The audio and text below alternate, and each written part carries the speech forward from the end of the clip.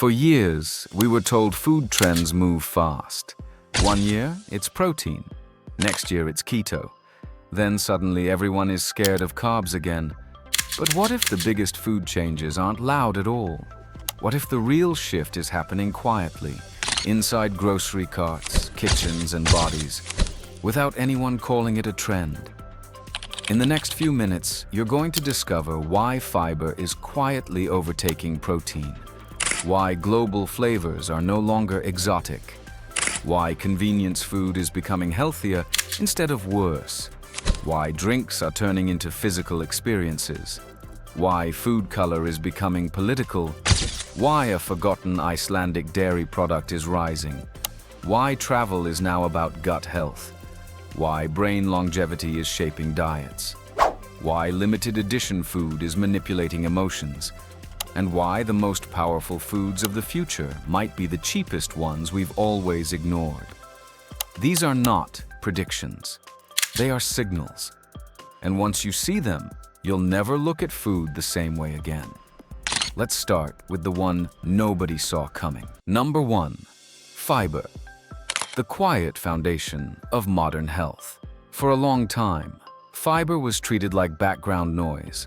Doctors mentioned it briefly. Cereal boxes printed the word in small text. And then the conversation moved on to protein again. But while protein was building muscles, fiber was solving problems no one was talking about out loud. Think about how many people you know who eat enough protein but still feel tired, bloated, hungry again within an hour, or stuck in constant sugar cravings.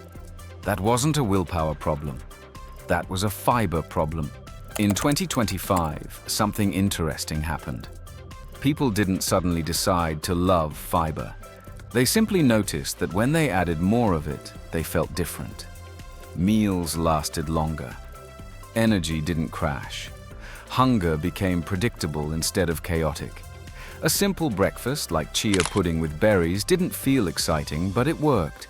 And when something works quietly, consistently, and without drama, people stick to it. What makes this shift powerful is that fiber isn't replacing protein. It's finally standing next to it. Protein builds. Fiber stabilizes. Together, they turn food into something that supports the entire day, not just the next workout. That's why fiber isn't trending like a fad. It's being adopted like a habit. Number 2. Global flavors are no longer a trend. They're a response. For years, global food was treated like entertainment. Something you tried on a weekend, ordered at a restaurant, or saved for a special occasion.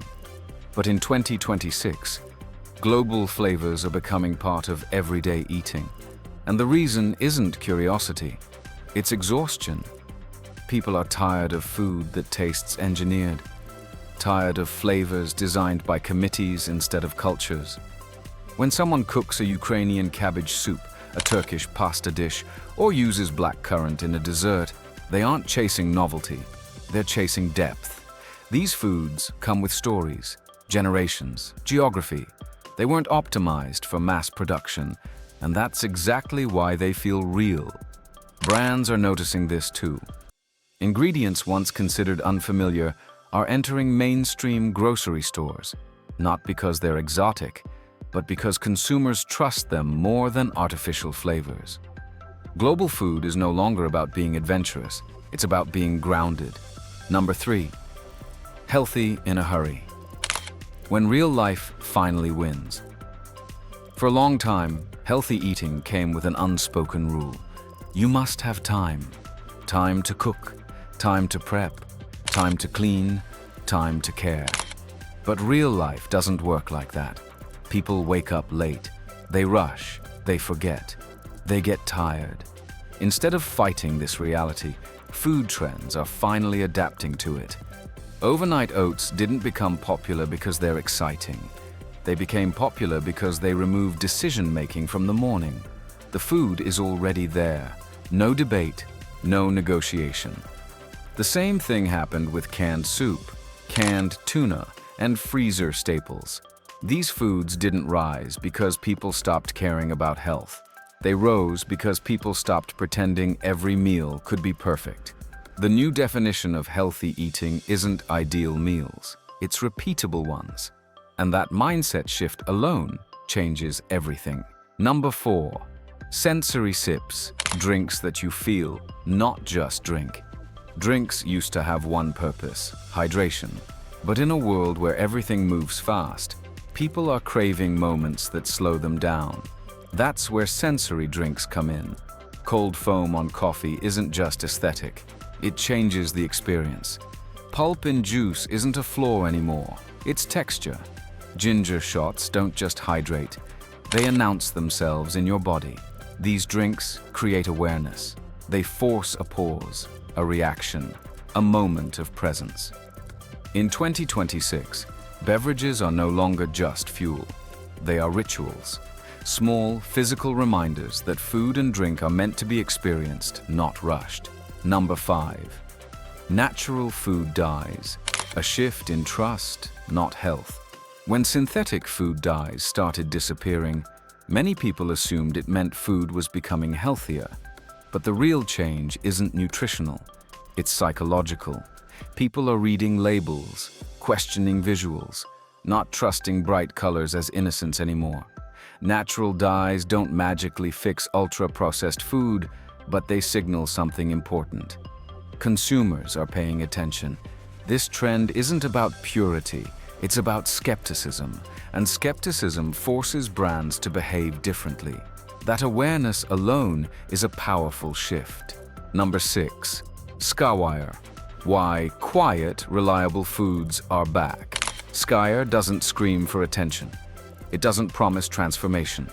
It doesn't rely on influencers. It simply shows up and works. High protein, live cultures, minimal ingredients. As people focus more on gut health and digestion, foods like Skywire feel safe, predictable, trustworthy. And in a world overloaded with choices, trust becomes more valuable than excitement. This shift shows that people are no longer chasing food that impresses. They're choosing food that supports them. Number 7.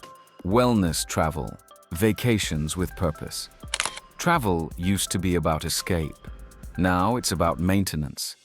People are choosing destinations based on walkability, local food culture, cooking classes, and nature. Not to show off, but to reset. Food-focused travel isn't indulgence, it's education. It teaches people how others eat, move, and live. And many come back not with souvenirs, but with habits. That's why wellness travel is growing. It doesn't distract from life, it improves it. Number 8. Longevity and brain health. Eating for the future. People are no longer eating only for how they want to look. They're eating for who they want to be in 20 years. Interest in dementia, cognitive decline, and brain health has surged because people are thinking long-term. Diets like Mind are part of this, but the message is bigger than food. Movement, learning, social connection, and nutrition work together. Longevity isn't a hack, it's a system. And food is the foundation, not the shortcut. Number 9. Exclusivity and FOMO, how food sells. Emotion, limited edition foods don't sell taste. They sell urgency, fear of missing out, a moment. Blind boxes, seasonal launches, and exclusive drops turn food into an experience instead of nourishment. Once people understand this psychology, they start buying with intention instead of impulse. Awareness breaks the spell. Number 10. Beans and legumes. The future hiding in plain sight. Beans were never exciting. They were dependable, affordable, filling, nutrient-dense, shelf-stable. In uncertain times, dependable foods win.